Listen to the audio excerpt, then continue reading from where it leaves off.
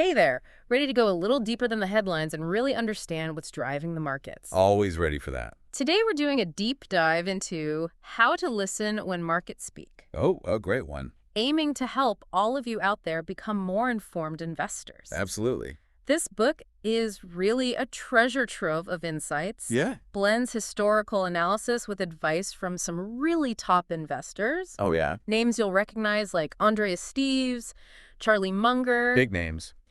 And along the way, we're going to uncover some really surprising connections. I think so. Things like how the collapse of the Soviet Union actually ties into the inflation that we're seeing today. That's all connected. But we're not just going to be looking back. Right. We'll break down how these historical shifts are impacting your investment decisions right now. Things Right. like the rise of ETFs and those changing dynamics of global power. Absolutely. Some major trends. So buckle up. This deep dive might just change how you think about investing. Let's do it. All right, so to kick things off, let's rewind the clock. Way back to 1983, when President Reagan delivered his famous evil empire speech. Right. Now, what might seem like a simple piece of political rhetoric Yeah. actually set off a chain of events that reshaped the global landscape. It did. And as the book argues, created this really unique set of conditions for investors. Yeah, that's right. Reagan's speech, combined with the Soviet economy already kind of struggling at that point, really accelerated the USSR's collapse. Okay. And that collapse, man, it had a ripple effect. Yeah. Ultimately leading to the West gaining control of the oil markets Hmm. and ushering in a period of, well, relative peace and low inflation. A period that a lot of investors today probably just take for granted, Oh, right? Totally. They've never known anything different. Right. So yeah, it's easy to forget that this period of stability, Which the book refers to as a golden age for investors, exactly, was shaped by these very specific geopolitical circumstances. for sure. Okay, so fall of the Soviet Union leads to stability and low inflation. Right. But I'm guessing it wasn't quite that simple. Well, The book kind of hints at, like, a hidden cost to this golden age. yeah, there's another layer to this story. Okay. With the collapse of the USSR, we saw a shift from a world with multiple centers of power, Okay. a multipolar world, to one where the U.S. held significant influence, A unipolar world. a unipolar world. And that had a big impact on how global markets function. Oh, absolutely. You got to think about it. Yeah. A single superpower can exert more control over things, Right. like trade and currency, Uh-huh. which in turn affects things like inflation and interest rates. Okay, so this unipolar world, U.S. at the helm, Right. played a role in keeping inflation low and interest rates stable. Yeah, but it also created a vulnerability, Okay, a dependence on the U.S. to maintain that stability. I see. And as we'll see, Uh-oh. this dependence had some unintended consequences. This is where things start to get really interesting for me. Yeah. It feels like we're starting to connect some dots that explain how we got to where we are today. Yeah. So we've got this seemingly stable unipolar world Right, with low inflation, right. but then enter China. Exactly. China's entry into the World Trade Organization in 2001, that was a major turning point. Okay. It led to this huge wave of U.S. companies Yeah. moving their manufacturing to China. Offshoring. Offshoring, yep. Okay, so we all know about offshoring, Right. but how does that tie into this bigger picture Well, of a shifting global landscape? think about the impact it had on the U.S. economy. Okay. The flood of cheaper goods from China led to deflationary pressures, Okay. which further masked the underlying economic imbalances that we were developing. Essentially, we got hooked on cheap goods and easy credit, Yeah. but at what cost? Right. Millions of manufacturing jobs disappeared, Yeah. and our trade deficit with China just exploded. You're starting to see the connection. Yeah. In 2001, that trade deficit was $100 billion. By 2021, it had ballooned to $400 billion. Those numbers are staggering. Yeah. It's clear that China's rise had a profound impact on the U.S. economy. Oh, for sure. And there's one more piece to this puzzle. Okay. China's currency manipulation, Right. by pegging the yuan to the dollar Uh-huh. and buying up U.S. treasuries, Okay. they kept interest rates artificially low in America. Wow. This fueled our debt-driven growth model, Yeah. making it seem like everything was fine, Right. when in reality we were building a house of cards. Okay, so the collapse of the Soviet Union led to a unipolar world, Right. which, combined with China's rise, Yeah. created this unique set of circumstances. Uh-huh. Low inflation, cheap goods, and easy credit. Right. But we all know that this seemingly stable environment couldn't last forever. Of course not. There had to be a breaking point. Yeah, and there was. Okay. The book points to the 1998 bailout of long-term capital management, or LTCM, as a pivotal moment. This event marked the beginning of an era of unprecedented intervention by the Federal Reserve. So the Fed stepping in to save the day, Oh, that doesn't sound so bad. it's not that simple. Okay. The LTCM bailout set a dangerous precedent. Okay. It signaled to the markets that the Fed was willing to intervene Right. to prevent even the most reckless investors from failing. Ah, I see where you're going with this. Yeah. This creates what economists call moral hazard. Right. Essentially, investors take on more risk because they believe the Fed will always bail them out. Exactly. Okay. This belief, coupled with the unipolar world and low inflation, Yeah. created a false sense of security in the markets. Okay. Investors became increasingly emboldened, taking on more and more risk, All right. convinced there were no real consequences for their actions. So it's like a child who keeps pushing the boundaries because they know their parents will always be there to clean up their mess. A very apt analogy. But eventually those messes get too big to ignore. And as we'll explore in the next part of our deep dive, Oh, boy. those messes did indeed become too big to ignore. Okay. The book highlights a series of interventions by the Fed, Okay. each designed to prop up the market and maintain this illusion of stability. Operation Twist in 2011, where they manipulated long-term interest rates, Okay. and the Shanghai Agreement in 2016, Right. a global effort to suppress volatility. Wow. So each intervention just reinforced this belief that markets were essentially risk-free. Precisely. Oh, boy. Which brings us to another major force shaping the investment landscape, Okay. the rise of ETFs, Exchange-traded funds. or exchange-traded funds. Right. While they've been around since the 1970s, Yeah.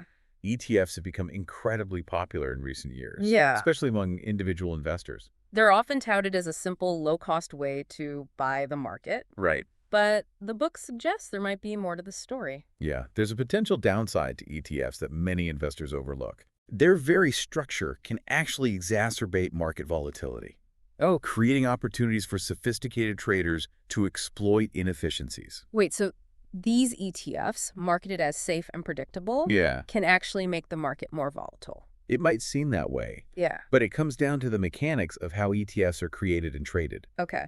The book explains this in detail, Okay.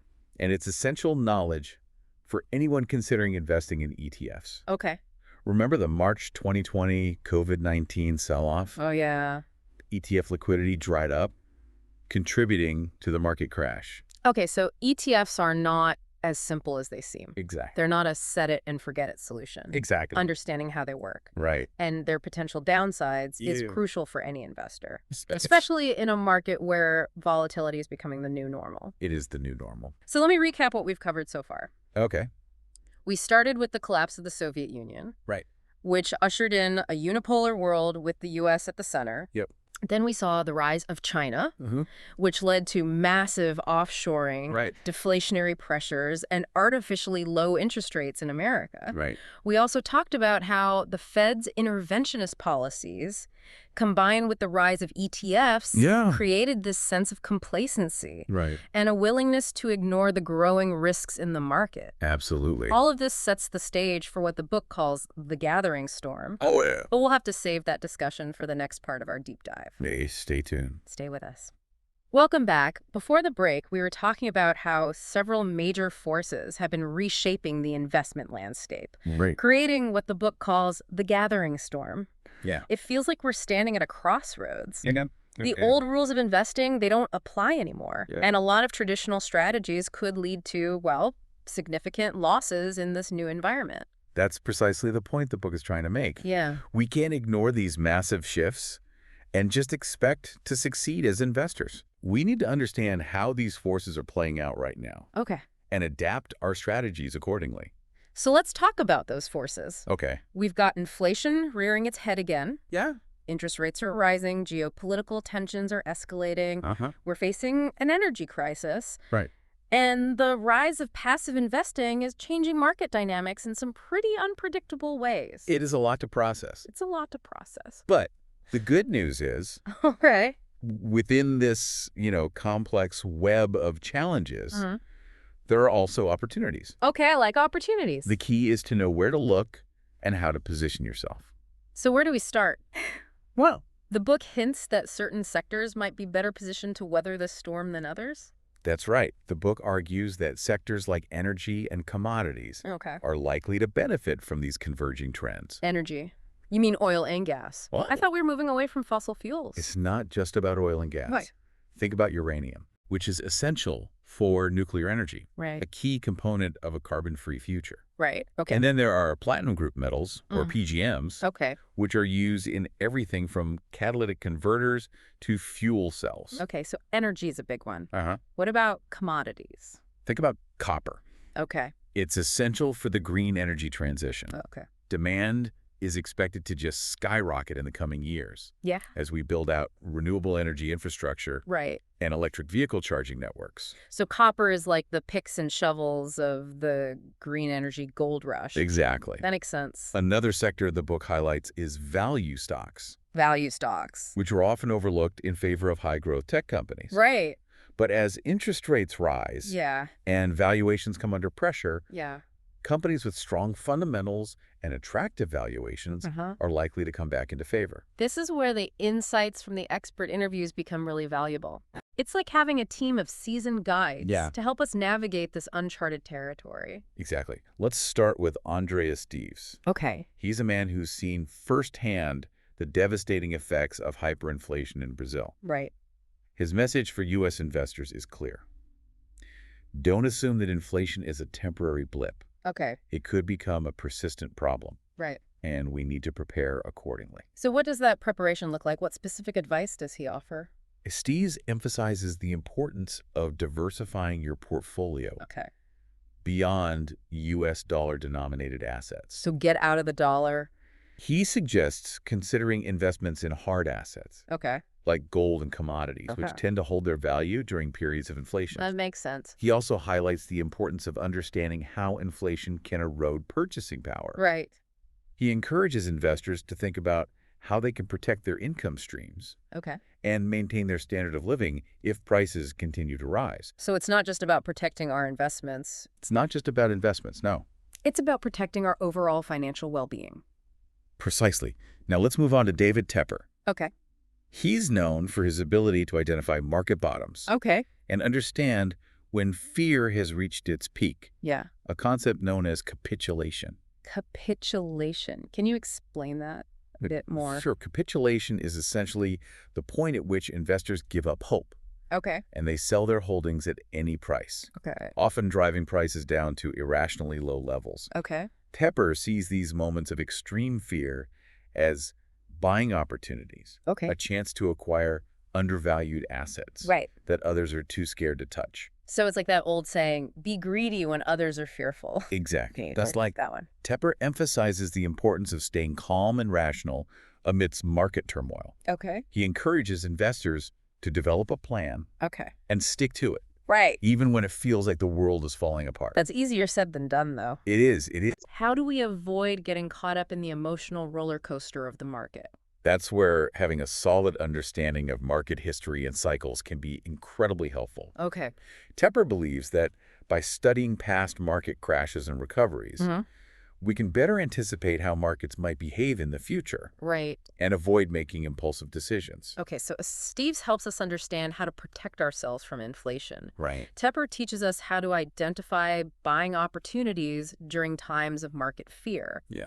Who's next on our list of investing gurus? Let's talk about David Einhorn. Okay. He's known for his critical thinking Okay. and his willingness to challenge conventional wisdom. All right. He's particularly concerned about the distorting effects of passive investing Okay. and the concentration of wealth in a few mega-cap stocks. So he's essentially saying that too much money is chasing too few stocks, Exactly. which could lead to a bubble. Exactly. Einhorn argues that the rise of passive investing through ETFs has created a situation where a handful of companies Yeah. are becoming increasingly dominant, Right. driving up their valuations to potentially unsustainable levels. And when those bubbles pop, as we've seen time and again, Right. the fallout can be devastating. Precisely.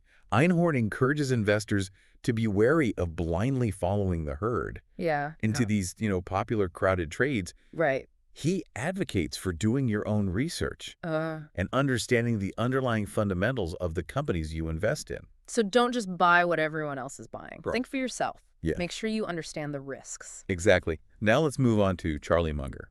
Okay, the legend. He's Warren Buffett's longtime business partner Right. and a legendary investor in his own right. Munger has a reputation for being incredibly patient and disciplined. Right.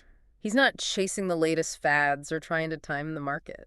Munger believes that true wealth is built over time through a careful selection of high-quality businesses and a willingness to hold those investments for the long haul. So what kind of companies is he looking for in this environment? He's particularly interested in sectors like commodities and value stocks, Okay. which he believes are currently undervalued by the market. Okay.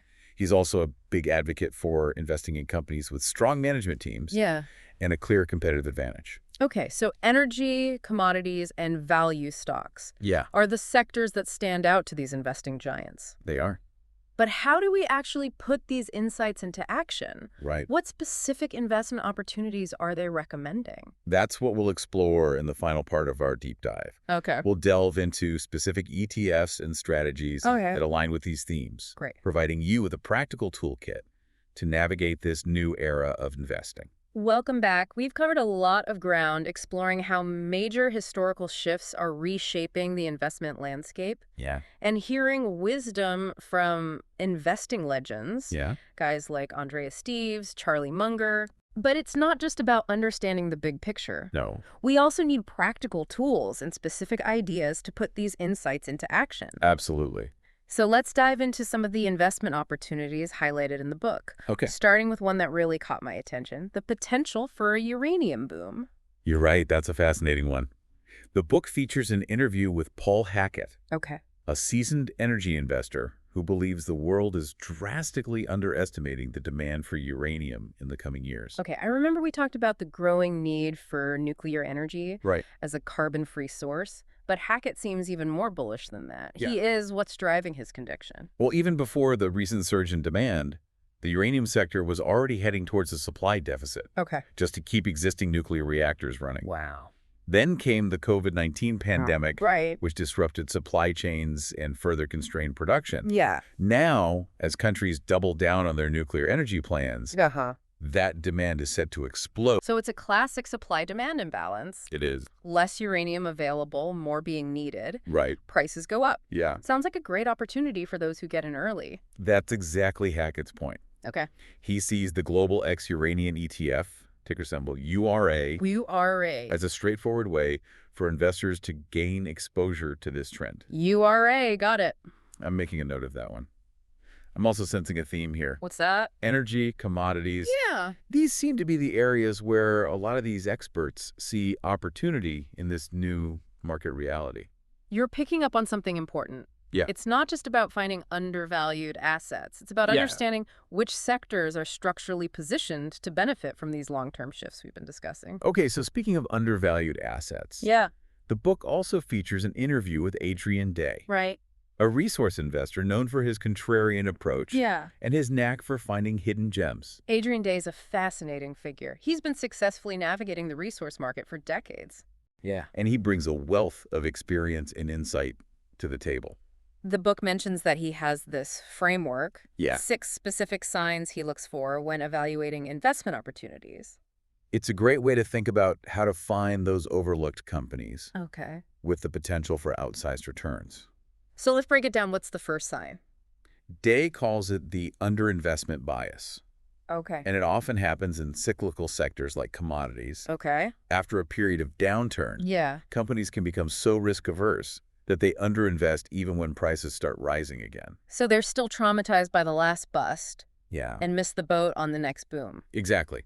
This creates a bottleneck in supply, which further fuels price increases. Okay. The investors who are willing to go against the grain and invest early, Yeah. they can reap significant rewards. Makes sense. What's the second sign?